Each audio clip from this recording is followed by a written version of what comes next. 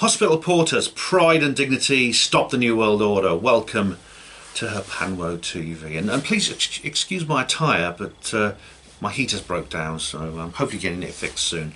But it's a bit chilly in here. Now, I don't want to alarm anyone, and I don't want to worry. Okay, and I'm sure the title of this video was a bit alarming for you and worrying.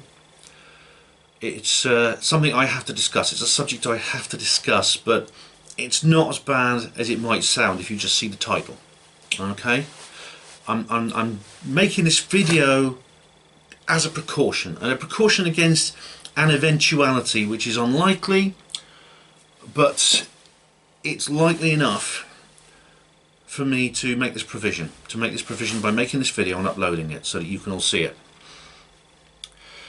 A couple of weeks ago I received a letter from a solicitor explaining that I was being summoned to a voluntary interview under caution with the police. This is connected to my arrest in September last year, and if you're not familiar with the story behind that, then go to the description box now.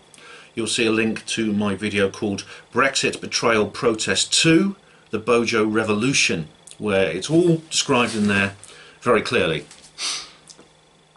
I was shocked when I found this because, of course, as you know from watching that video, I was released without charge just 12 hours after I was taken into custody, and I assumed that would be the end of it because, well, I haven't committed an offence, have I? No, I haven't. Yeah, and I bet they all say that, don't they? Yeah, but in my case it was true. I had not committed an offence, and you can see that if you watch the video. So I was released from custody, and I thought, well, that's good, that's over with. And then out of the blue I get this letter. The first thing I did was I called the Citizens Advice Bureau, and they were a bit surprised too, because they say normally the police actually contact you first and then they deal with the solicitor separately. But in this case they seem to have outsourced the entire contact to a solicitor, and I don't know if that's some kind of policy, I don't know, I'm not sure. And so I contacted the solicitor in question, and I spoke to him, nice chap, and he said, yeah, they want to have an interview with you, and it's voluntary, it's under caution, but if you don't go, eventually they may arrest you. So that's how voluntary it is, yeah. Now I decided I'd go. I mean, I know that some of the Freemen on the Land people say, no, Ben, just tell them, just tear up the letter and refuse to go. Just let them come and arrest you.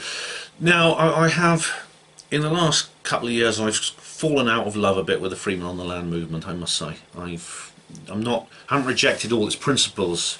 It's just not as central to my outlook on the world as it used to be. I just think to myself, well, what is that quote from the Bible? The innocent man dwelleth while the guilty man fleeth. Something like that. And I thought, well, that's how I kind of see it really. I thought, why not I just go along and I take part in this interview. I mean, if I don't, I'll just get nicked and I'll save myself a night in a police cell, you know, by going along voluntarily. And let's face it, man, I've told you before, I don't appreciate false martyrdom from anyone else, and I'm not going to start practicing it myself.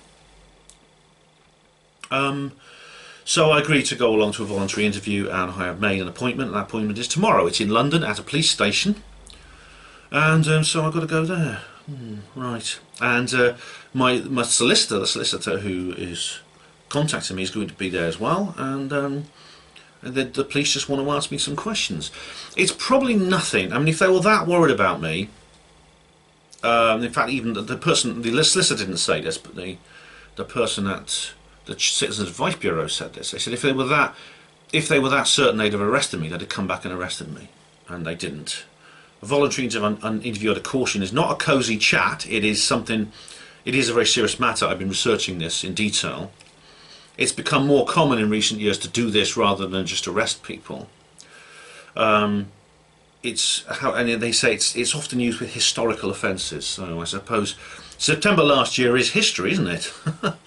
So yeah, I mean, that is rather historical.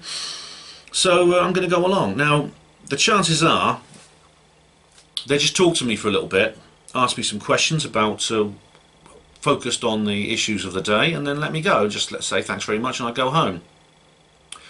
That's probably what's going to happen. In fact, the solicitor told me that the officer investigating the case had told him that they don't have much on me.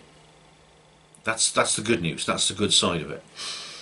I've got a feeling this might be kind of... It's possible. You see, I spoke to Mrs. B about this because she was with me. She was with me that day, and she has not received such a letter, even though she was in exactly the same situation as me, and therefore has exactly the same amount of culpability as I have. She did basically the same as I did. She was in this place within this security cordon while the police were kettling us, and we didn't commit any offence. So she hasn't received a letter, and I have. Now that, I think, indicates, I hope it indicates, that this is some kind of I-dotting and T-crossing exercise. They have to interview me specifically because I was arrested, not because of the level of suspicion they have at me, because, frankly, it's the same level of suspicion as everyone else who was there, who was released and then, who hadn't committed an offence and was released and not arrested. Released from the cordon and then not arrested. So that's my hope. My hope is that that's all it is. This is just a routine thing. It may be something to do with meeting targets. You know, these days everyone has targets in government, right? And the NHS had loads when I was there. You had to have so many things at certain times. Indeed, Adam Curtis's documentary, The Trap, I really recommend. I mean, I'm a big Adam Curtis fan. He did The Power of Nightmares and things like that. And The Trap is his best documentary series. It's a 3-part documentary, which is really, really good. And he talks about this, about how they've got all kinds of targets they have to meet. They have to interview so many people, process so many people in a certain way. So it's hopefully something like that. Of course, it's costing the police money. If they haven't got much on me, it's obviously costing them a lot of money to do this, because I mean the solicitors aren't cheap. The police have to pay for them. I only have to pay for legal defence if I get charged. I haven't been charged with anything. If they wanted to charge me with something, why don't they just let me go? However, the reason I'm making this video, and I'm going to upload it now, is just in case something else is going on. Something else is going on behind the scenes. You know, this is some kind of stitch-up. And that is a remote but tangible possibility, which means they have some kind of plan to frame me for something. And let's face it, right, if they wanted to do that, they could. They really, really could. I'm thinking, I mean, you know how closely I've studied the witchcraft trial of 1944. I've made several videos about this, about what happened to Helen Duncan. Well, what happened to Helen Duncan is they basically they saw a woman who was completely innocent, and they said, we need to put her in jail. How are we going to do it? And they found a way. They found a way. They set up a kangaroo court, and they got her locked up for 9 months. And so if they wanted to do that, I mean, if they wanted, for example, to frame me for sexually abusing the giraffes in London Zoo, they could do it. They could do it. They would do it. There's enough yes men and yes women in the police force to go along with it. There's enough institutional collaboration so that no one would speak out against it. There's enough NPCs and basically unconscious zombies with tape recorders inside them walking around the streets. There's a lot of, which means a lot of people who know me would believe it, including some members of my family. But I don't want to go into that now.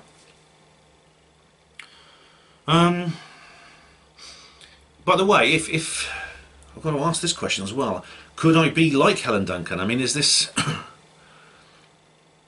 See, as you know, if you watch my publications on this issue and read them and listen to my interviews with Margaret Hahn, you'll know that Helen Duncan was imprisoned because they wanted her out of the way. They wanted her out of the way for a specific purpose. They had something planned. In this case, it was Operation Overlord. It was D-Day.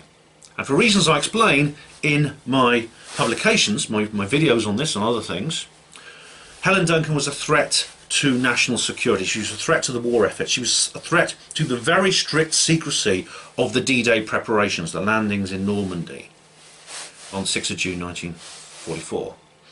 She was a big threat to that for reasons I explain. They needed her out of the way for that reason, because they knew this was coming. If I don't come back tomorrow, you will know, or you could be, I think we can very strongly suspect that something is coming for which the powers that be, the Illuminati, don't want me about for.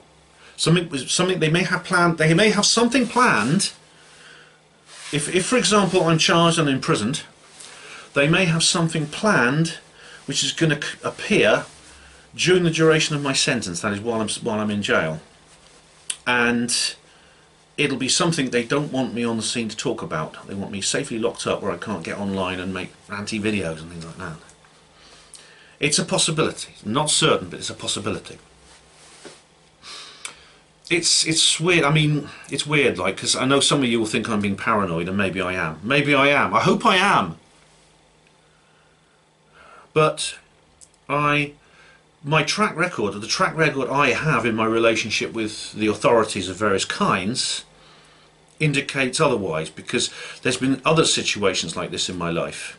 Now I'm referring specifically to, for example, I'm referring specifically to my discharge from the NHS hospital portering service. There's a link in the description box to a portal about that. All about that, okay, where there's a lot of different publications. It's an article and portal on what happened to me, if you're not familiar with it, if you're new to the channel, for example. But I was set up, I was stitched up, I was manoeuvred out of my job, and I'm absolutely certain of that. I've investigated it thoroughly. I don't believe I'm being paranoid. I've been open to other possibilities, and I don't think they exist. I mean, and I explain in detail why in those background links.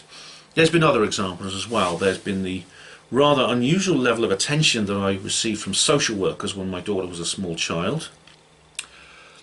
And, of course, the interest that the Tavistock Institute had on me and my family when I was a young teenager, which I've also talked about previously.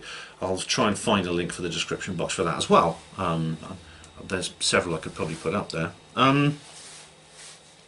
So many precedents for this in my life, and generally speaking, I've always had this feeling that the authorities will never be on my side. The authorities will always be my enemy in some way. Even though I am a law-abiding man, I have never disobeyed natural law in my life. If I break any law, it's a matter of principle. Natural law being, let me just explain. Natural law is a law. It's called natural law because it exists in all human societies, and even in among some non-human animals. It can be summed up in 3 words: damage, loss, or injury. That means you don't damage another person's property, you don't take another person's property, and you don't harm them physically or mentally in any way. Damage, loss, or injury. So that's the summary of natural law.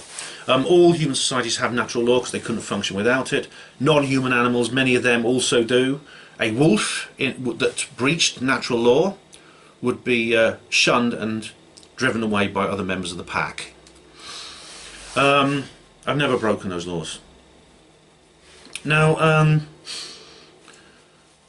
course, there's a difference between natural law and, of course, statute law and the law of the Illuminati occupied society. That's a different matter, I think, but I'll go into that another time. I don't believe actually I've even broken any of those, but of course this is clown world. They can do whatever they like. In clown world, they can just make you do anything, and you could say, well, look, I'm innocent. I mean, you happen all the time. I'm innocent, and I'll say, so what? So what if you're innocent? You say, but that's not true, and the answer is, so what if it's not true? But that's not fair. So what if it's not fair? In clown world, anything is possible. This post-rational, post-moral, post-democratic society we live in. Don't know what I'm not sure what's going. I don't know what's going to happen tomorrow specifically. But I am concerned. There's an outside chance that the next thing you hear from me could be that I've been arrested and charged. In which case, God knows, it depends what the charge is. What will depend on what happens next, whether I'll be bailed and I can come home and tell you about it. Well, I probably wouldn't be able to tell you about it, but if I'll be released, or I won't be. I don't know. But if for any reason I don't come back, you know what I've done. I mean, I've been reviewing the video I made just to go through it again and to see, did I somehow commit some kind of indiscretion I didn't know about? The answer is no. I didn't at all. But if I don't come back for any reason, you'll know, I think we can safely say, that this is a targeted act of framing. I've been set up. And I mean,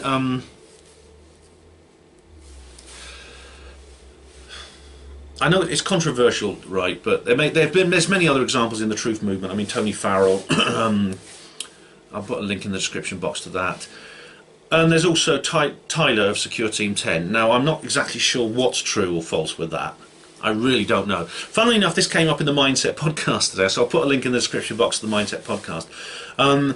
I don't know what is true or false with the thing with Tyler. All I know is that he could have stumbled across something which got his card marked. Basically, it rang some alarm bells somewhere.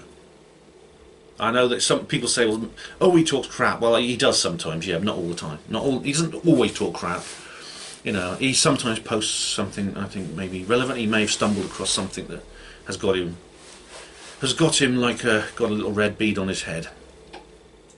I don't know. I really don't know. But it's possible the same is the case with me. For some reason they want me away, so they're going to concoct some fake case against me. It's a possibility. So what have I done? I've been rewatching my video, The Bojo Revolution, as a bit of homework. I've been doing a lot of research on voluntary interviews with the police. I've been watching The Anti-Terrorist again. Now, The Anti-Terrorist, apparently his last video upload was 11 years ago, and he seems to have disappeared from the scene. But all his channel's still there. You can still watch his stuff, and it's fascinating stuff. Like I said previously in the Bojo video, I think he is a serving police officer, and he guards his identity carefully because of that. But his stuff has been really invaluable. Indeed, it was when I was locked up in September. So I've been watching The Anti-Terrorist an awful lot. So please don't worry. That's what I'm saying, because I know a lot of you are going to be going, oh Ben, please, I hope you're all right, and things like that. I know some of you will. I know it's because you care about me, and I really appreciate that. When you do, I really do appreciate that. I don't think I'm in any serious problems, and I thought about just not saying anything to you guys. I thought about not saying anything to you guys and just saying I'll just let it go, because the chances of anything bad happening are very small. But I think they're big enough for me to make this announcement, just to let you know what's going on. And if you hear in the news that I've committed some sort of heinous giraffe buggering, God knows what else thing I've been doing, okay, just don't believe it, because it's not true. I'm a peaceful man. I obey natural law. I am capable of using force, but I only do so in lawful situations. Therefore, I'm not a violent person. I only commit acts of violence and self-defense. I've not harmed anyone.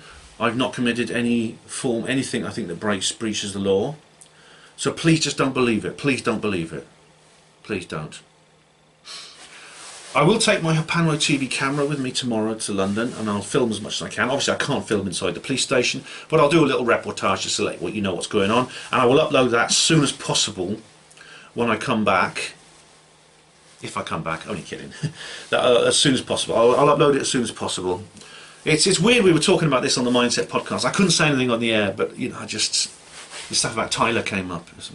I will upload it as soon as I can, so you know everything's all right. In fact, what I'll do is, as soon as I get back tomorrow from my interview, I will put a pinned comment on this video, just letting you know I'm okay. So just keep watching this channel, keep watching this video tomorrow evening. What time I'll be back, I don't know. My appointment's 2 PM. I don't know how long they want to talk to me for. It's their money, don't forget. So these lawyers charge by the hour, so they won't want to make it. If they're going to let me go and it's nothing, they won't want to make this interview too long. I will come home as soon as it's finished. It takes me about 3 hours to get home on the coach. I will immediately put a pinned comment on this video telling you I'm okay. Okay, then you can relax. And then hopefully that'll be the end of it. Hopefully they'll interview me once, and then they've dotted the I, they've crossed the T, they've met their targets, and they can let me go. That's what I hope. So I'm going to go in there confidently. Obviously I'm worried, and I'm going to be a bit jittery, but I'm going to be confident. I'm going to face up to these people. This is what I meant when I said on the Brexit Day video about having to act like warriors. I really appreciate all your support, every one of you, because I know some of you will be concerned, and you're going to want to help and do anything you can to help me, and that means the world to me. It really does. It's so much better knowing that I'm not alone, because there's fuck all else in this place where I live, where I'm living with my family and friends. There's nobody. There's fuck all else in terms of support. They're here. I'll tell you, it's you guys online who support me. Oh, take care, everyone, and I will too. Thank you for watching Hapanwo TV. See you again very soon, hopefully. Hospital Port as pride and dignity. Stop the New World Order.